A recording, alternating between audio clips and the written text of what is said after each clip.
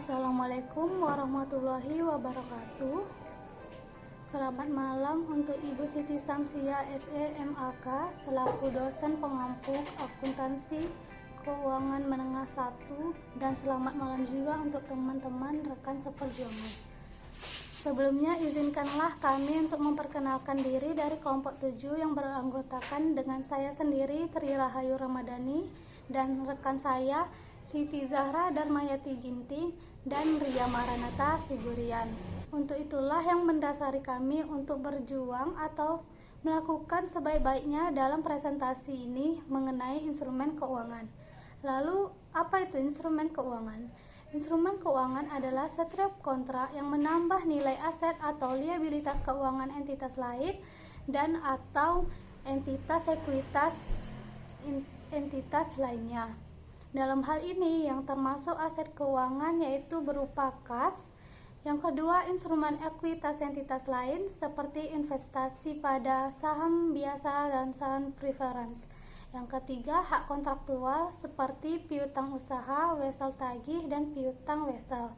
Yang keempat adalah kontrak yang diselesaikan dengan penerbitan instrumen ekuitas entitas lain, baik non-derivatif maupun derivatif. Contohnya seperti future forward contracts, swaps. Nah, selanjutnya dalam liabilitas keuangan, hal ini seperti yang menyangkut pada kewajiban kontraktual seperti utang bank atau obligasi dan pertukaran aset atau liabilitas yang dimana kondisinya tidak berpotensi pada keuntungan. Yang kedua adalah kontrak yang akan mungkin diselesaikan dengan menggunakan instrumen ekuitas yang diterbitkan entitas. Contohnya kontrak untuk menyerahkan ekuitas senilai 100 on emas karena jumlah instrumen yang diterbitkan tergantung harga emas dan harga saham. PSAK sendiri telah mengalami 4 kali revisi, yaitu pada tahun 2006 yaitu revisi pada PSAK 50 dan 55. Yang revisi kedua terjadi pada tahun 2010 yaitu pada PSAK 50, 55, 60 yang dimana tanggal berlaku efektif yaitu 1 Januari 2009. Yang ketiga adalah PSAK 50, 55, 60 revisi pada tahun 2014 di mana tanggal efektifnya yaitu 1 Januari 2015. Yang terakhir adalah Exposure Draft PSAK 71 instrumen keuangan di mana tanggal berlaku efektifnya yaitu 1 Januari 2020. PSAK 71 instrumen keuangan ini mengganti sebagian isi dari PSAK 55. Namun PSAK 55 ini masih berlaku. PSAK 71 instrumen keuangan ini menggunakan expected losses dalam menentukan penurunan nilai aset keuangannya. Di bahan format PSAK 71 instrumen keuangan pada format IFRS yaitu pada bab 1 tujuan, pada bab 2 ruang lingkup yang dimana ruang lingkup ditetapkan oleh semua entitas dalam jenis instrumen keuangan kecuali hal-hal berikut, yaitu pada bab 3 pengakuan dan penghentian pengakuan. Entitas mengakui aset keuangan atau liabilitas keuangan dalam laporan posisi keuangan jika entitas menjadi salah satu pihak dalam ketentuan pada kontrak instrumen tersebut. Ukur sesuai dengan paragraf 5.1.1 sampai 5.1.3 untuk aset dan 5.1.1 untuk liabilitas. Entitas menghentikan pengakuan aset keuangan jika hak kontraktual atas arus kas yang berasal dari aset keuangan berakhir dan entitas mengalihkan aset keuangannya. 4. Mengenai klasifikasi, bab 5 pengukuran, bab 6 akuntansi lindung nilai, dan terakhir tanggal efektif dan ketentuan transisi. Untuk bab 4, 5, 6 serta tanggal efektif dan ketentuan transisi akan dilanjutkan oleh Siti Zahra dan Ria Maranata. Assalamualaikum warahmatullahi wabarakatuh. Perkenalkan, nama saya Siti Zahra Darmayati Ginting. Baiklah, saya akan melanjutkan presentasi dari teman saya, Rani. Selanjutnya saya akan membahas tentang klasifikasi instrumen keuangan. Klasifikasi instrumen keuangan itu terbagi menjadi 3. Yang pertama yaitu aset keuangan, liabilitas keuangan, dan derivatif melekat. Klasifikasi berdasarkan model bisnis entitas dalam mengelola aset keuangan dan karakteristik arus kas kontraktual dari aset keuangan. Yang pertama, diukur pada nilai wajar melalui laba rugi, dan yang kedua, aset keuangan diukur pada biaya perolehan diamortisasi. Reklasifikasi pengelolaan aset keuangan terjadi apabila entitas mengubah model bisnis untuk pengelolaan aset keuangannya, dan juga perubahan tersebut diperkirakan jarang terjadi. Ditentukan oleh manajemen entitas sebagai hasil dari perubahan eksternal maupun internal. Perubahan pada model bisnis entitas akan terjadi apabila entitas memulai atau berhenti untuk melaksanakan aktivitas.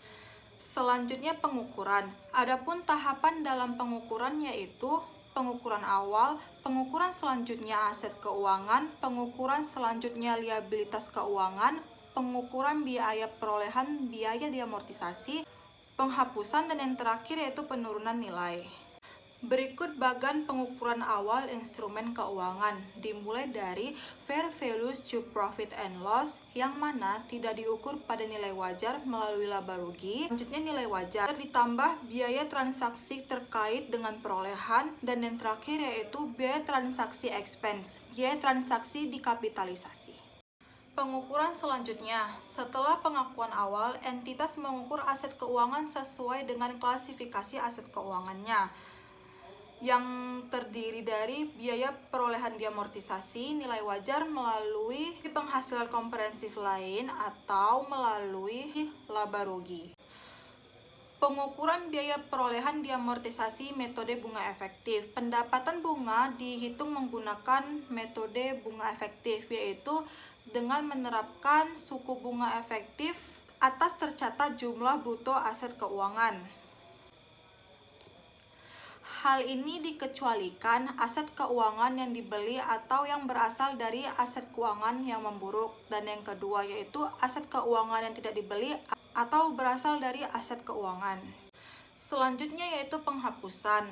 Entitas langsung mengurangi jumlah tercatat brutonya dari aset keuangan apabila entitas tersebut tidak memiliki perkiraan wajar untuk memulihkan aset keuangannya secara keseluruhan maupun sebagian atau parsial. Penghapusan merupakan sebuah peristiwa untuk memberhentikan pengakuan. Yang terakhir yaitu pengukuran instrumen keuangan. Berikut tabel pengukuran instrumen keuangan. Kategori pertama yaitu biaya perolehan diamortisasi yang mengukur seluruh keuntungan dan kerugian laba rugi. Kategori kedua yaitu instrumen hutang pada fair value through other comprehensive income yang mengukur bunga, kerugian penurunan nilai, keuntungan atau kerugian selisih kurs, keuntungan atau kerugian saat pelepasan laba rugi. Kategori ketiga yaitu instrumen ekuitas pada fair value through other comprehensive income yang mengukur dividen kecuali jelas merupakan pemulihan atas sebagian perolehannya. Dan kategori yang terakhir yaitu fair value through profit and loss yang mengukur seluruh keuntungan dan kerugian laba rugi. Baiklah, itu saja penjelasan dari saya. Selanjutnya akan dilanjutkan oleh Ria. Selamat malam semuanya. Nah, saya akan melanjutkan presentasi dari teman saya. Sebelumnya saya perkenalkan diri, saya Ria Maranata Siburia dari kelas 3 AKB 2, dan saya akan melanjutkan presentasi dari teman saya, yaitu perubahan utama penurunan nilai pada PSAK. Terdapat tipe model, jumlah model, ruang lingkup, investasi dalam instrumen ekuitas, pertimbangan. Nah, saya juga menjelaskan yaitu ruang lingkup penurunan nilai. Nah, di dalam ruang lingkup penurunan nilai ini teman-teman harus tahu ada dua. Yang pertama, dalam ruang lingkup yaitu adanya aset keuangan yang merupakan instrumen utang yang diukur pada biaya perolehan. Dan yang kedua, komitmen pinjaman yang diterbitkan yang tidak diukur. Yang ketiga, kontrak jaminan keuangan. Yang keempat, piutang sewa dalam ruang lingkup. Yang kelima, aset kontrak dalam ruang lingkup. Nah, di dalam tadi ada di dalam luar lingkup. Nah, sekarang saya menjelaskan yang di luar ruang lingkup. Terdapat investasi dalam instrumen ekuitas. Yang kedua, komitmen pinjam dan jaminan. Yang ketiga, instrumen keuangan lainnya. Nah, teman-teman juga harus tahu bahwasanya adanya kerugian kredit ekspektasian, di mana selisih antara seluruh arus kas kontraktual yang jatuh tempo kepada entitas sesuai dengan kontrak dan seluruh arus kas yang diperkirakan diterima entitas. Nah, kerugian kredit ekspektasian ini rata-rata tertimbang atas kerugian kredit dengan masing-masing terjadinya resiko gagal bayar sebagai pembobotan. Mungkin sampai sini teman-teman sudah paham. Nah, adapun akuntansi lindung nilai ini yang pertama, tujuan dan ruang lingkup akuntansi lindung nilai. Nah, ini adalah untuk menunjukkan dalam laporan keuangan itu dampak dari aktivitas manajemen risiko entitas yang menggunakan instrumen keuangan. Nah, pendekatan ini juga bertujuan untuk menyampaikan konteks instrumen lindung nilai dalam hal akuntansi lindung, di mana diterapkan dan memberikan informasi atas tujuan dan dampak lindung nilai ini. Nah, untuk lindung nilai ini atas nilai wajar juga seperti suku bunga dari portofolio, aset keuangan atau liabilitas keuangan dapat diterapkan dan dengan mengikuti persyaratan akuntansi dalam PSAK 55. Nah, instrumen lindung nilai ini memiliki kualifikasian yaitu seperti derivatif yang diukur pada nilai wajar melalui laba rugi, lalu yang kedua aset keuangan non derivatif, yang ketiga untuk tujuan akuntansi lindung nilai.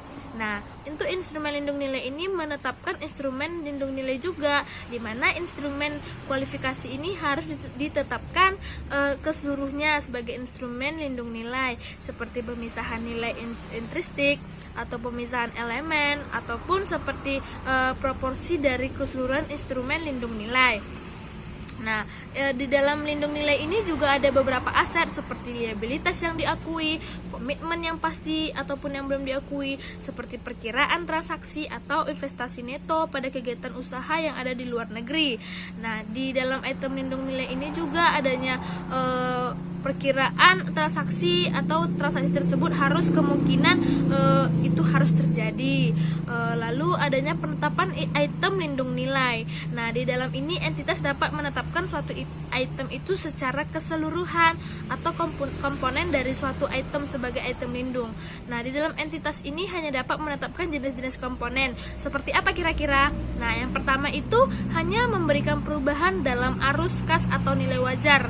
Nah, yang kedua, satu atau lebih arus kas itu akan kontraktual yang dipilih. Yang ketiga, komponen dari jumlah nominal seperti bagian yang tertentu di dalam jumlah sebuah item gitu teman-teman.